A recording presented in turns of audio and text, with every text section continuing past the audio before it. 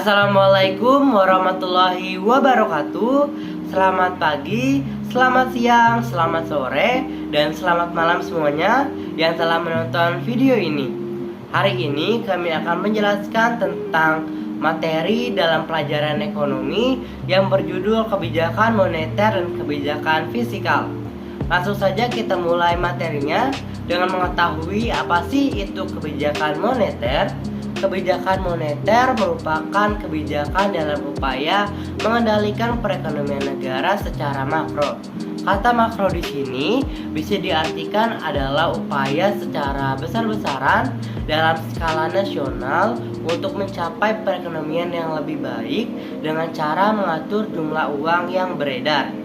Selanjutnya, tujuan dari kebijakan ini yang pertama adalah menjaga stabilitas ekonomi, yang kedua mendapatkan kesempatan kerja yang lebih luas, yang ketiga adalah kestabilisasi harga, yang keempat adalah perbaikan neraca perdagangan dan neraca pembayaran.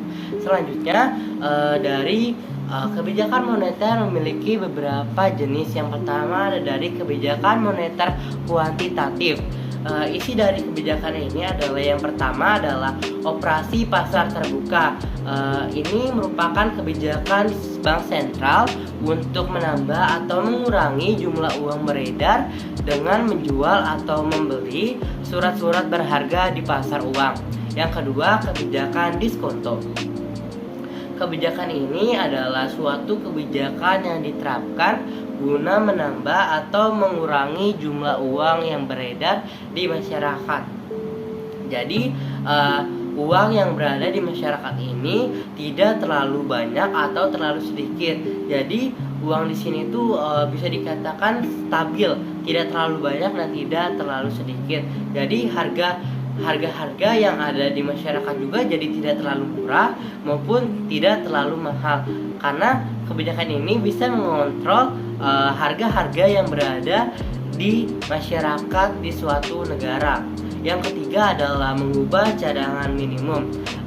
Kebijakan ini adalah kebijakan dengan menetapkan jumlah minimum yang harus ada di suatu bank. Selanjutnya ada dari kebijakan moneter kualitatif. Isi dari kebijakan ini yang pertama adalah kebijakan kredit subjektif. Kebijakan ini memastikan bahwa bank-bank yang memberikan pinjaman dan melakukan investasi yang sesuai dengan harapan pemerintah.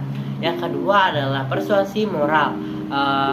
Kebijakan ini adalah tindakan moral persuasi banding untuk memodifikasi atau mengubah perilaku dengan menggunakan teknik verbal atau retoris sebagai keberatan untuk memaksa. Selanjutnya akan ada penjelasan kebijakan fiskal dari Martua Daniago dan Andrea Jonathan. Saya persilakan kepada kalian berdua untuk menjelaskannya. Yang kedua, saya akan menjelaskan apa itu kebijakan fiskal. Kebijakan fiskal merupakan suatu atau kebijakan yang ditetapkan oleh pemerintah dengan tujuan untuk menjaga pengeluaran dan pemasukan keuangan negara. Lalu, tujuan dari kebijakan fiskal itu ada 4. Yang pertama, meningkatkan PDB. Kedua, meningkatkan potensi SDM dan menurunkan angka pengangguran. Ketiga, mendorong laju investasi. Dan yang keempat, menjaga stabilitas harga.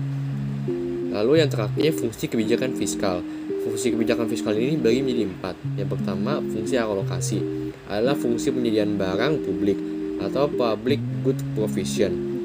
Yang kedua, fungsi distribusi, yaitu menitik beratkan pada bagaimana dana pemerintah disalurkan pada setiap segmen ekonomi. Yang ketiga, fungsi stabilitas, menciptakan stabilitas perekonomian dengan cara diantaranya meningkatkan kesempatan kerja serta mengatur harga-harga supaya stabil. Dan yang terakhir, fungsi pembangunan, mendorong pembangunan ekonomi yang dapat diukur dengan indikator pertumbuhan ekonomi. Instrumen kebijakan fiskal. A. Anggaran belanja seimbang, menyesuaikan anggaran dengan keadaan. Jika terjadi ketidakstabilan ekonomi maka digunakan anggaran defisit, sedangkan dalam masa inflasi digunakan anggaran surplus. Yang B. Stabilisasi anggaran otomatis.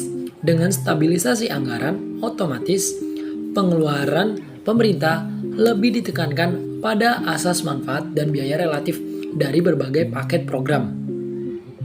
Dan yang ketiga yaitu C, pengelolaan anggaran menciptakan perekonomian nasional, penerimaan dan pengeluaran pemerintah dari perpajakan dan pinjaman. Merupakan dua komponen yang tidak dapat dipisahkan.